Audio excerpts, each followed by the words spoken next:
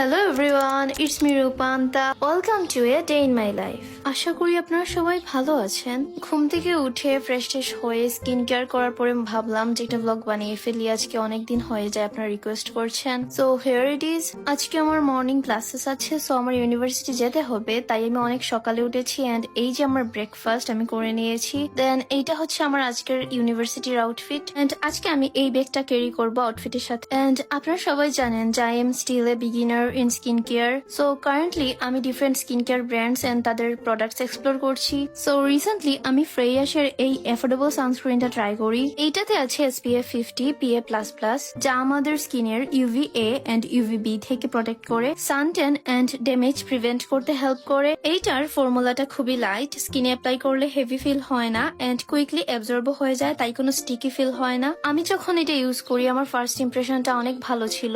And সব থেকে বেশি ভালো লেগেছে যে এটা কোনো হোয়াইট কাস্ট দেয় না, সো ডেইলি ইউজের জন্য একদম পারফেক্ট। বাংলাদেশের ওয়েদার কনসিডার করে এটা তৈরি করা হয়েছে। এন্ড যেহেতু অয়েলি এন্ড ড্রাই স্কিন দুইটার জন্য আলাদা আলাদা সানস্ক্রিন রয়েছে, সো ইজিলি হচ্ছে স্কিন টাইপ অনুযায়ী চুজ করে ব্যবহার করা যাবে। আমার স্কিন যেহেতু অয়েলি, সো আমি অয়েলি স্কিনের সানস্ক্রিনটা নিয়েছি যা ম্যাট ফিনিশ দেয়। বাট তাদের ড্রাই স্কিনের জন্য আলাদা সানস্ক্রিন আছে যা স্কিনকে হাইড্রেট রাখে। বাইরে গেলে সান এক্সপোজার থেকে স্কিনকে প্রোটেক্ট করার জন্য সানস্ক্রিন একদম মাস্ট, এটা আমরা সবাই জানি। সো এই সানস্ক্রিনটা আপনারা পেয়ে যাবেন ফ্রেয়াস বাংলাদেশের অফিসিয়াল পেজে, তাদের পেজটা আমি ট্যাগ করে দিচ্ছি। এটা খুবই অ্যাফোর্ডেবল, সো স্টুডেন্ট আপুরা এটা ট্রাই করে দেখতে পারেন। তো সানস্ক্রিন অ্যাপ্লাই করে ব্যাকপ্যাক করে হচ্ছে আমি ভার্সিটির জন্য বাস ক্যাচ করি এন্ড দেন আমি হচ্ছে ভার্সিটিতে চলে যাচ্ছি। আমার হচ্ছে টানা 2টা ক্লাস ছিল, সো ক্লাসগুলো অ্যাটেন্ড করি। তাছাড়া আজকে আমাদের 3টা ক্লাস ছিল, ক্লাস ছাড়াও হচ্ছে আমার কিছু কাজ ছিল। তো ক্লাস শেষ করে হচ্ছে আমার ফ্রেন্ডের সাথে একটু ক্যান্টিনে যাই। আমি একটু কফি খেয়েছিলাম। বাসায় এত ভালো কফি বানাই আমি যে বাইরের কফি আর এখন ভালো লাগে না। আমার বানানো কফি আসলে অনেক ভালো হয়, দ্যাটস ওয়াই আমি নিজেই নিজেরটা বলি। আরেকটা ক্লাস ছিল আমার, সো ক্লাসের আগে হচ্ছে আমি সানস্ক্রিনটা আবার রিঅ্যাপ্লাই করছিলাম, বিকজ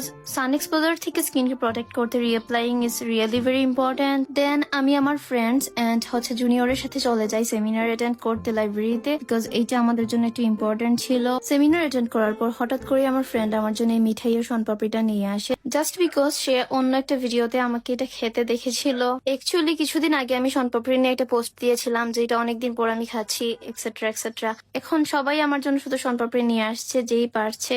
এন্ড এইটা খেতে খেতে আমার এমন সিচুয়েশন হয়েছে যে আমি এখন শনপাপড়ি খেতেই পারছি না। আমার বাসায় অলরেডি 2-3টা আছে, বাট আমি খেতেই পারছি না। এখন হচ্ছে শনপাপড়ি নাম শুনলে আমার মেজাজ খারাপ হয়ে যাচ্ছে। ইভেন অন্য যেসব ক্রিয়েটরদের সাথে হচ্ছে আমি এড আছি ইনস্টাগ্রামে, তারাও আমাকে ছবি পাঠাচ্ছে যে শনপাপড়ি দেখেছিলাম, তোমার কথা মনে পড়েছে। এমন একটা সিচুয়েশন আমি এখন ফেস করছি। And the situation is so hilarious, I know, but আমি এটা এনজয় করছি। বাই দা ওয়ে, সব কাজ শেষ করে হচ্ছে আমি আর আমার ফ্রেন্ড চলে গিয়েছিলাম কাবাব কারিগরে। কাবাব কারিগরের চিকেন চাপটা আমার অনেক বেশি ভালো লাগে। সো এইটা খেয়ে আসার সময় হচ্ছে আমরা শাহিদগা থেকে এই ঝালমুড়িটাও খেয়েছিলাম, যা অনেক স্পাইসি অ্যান্ড টেস্টি ছিল। ঝালমুড়িটা খেয়ে আমাদের এত ঝাল লেগেছিল যে আমরা হচ্ছে এটা বাদাম শরবত নেই এই সবটা থেকে, যা খুবই বাজে ছিল। So that's it for today. Make sure to follow for more videos like this, and thanks for watching.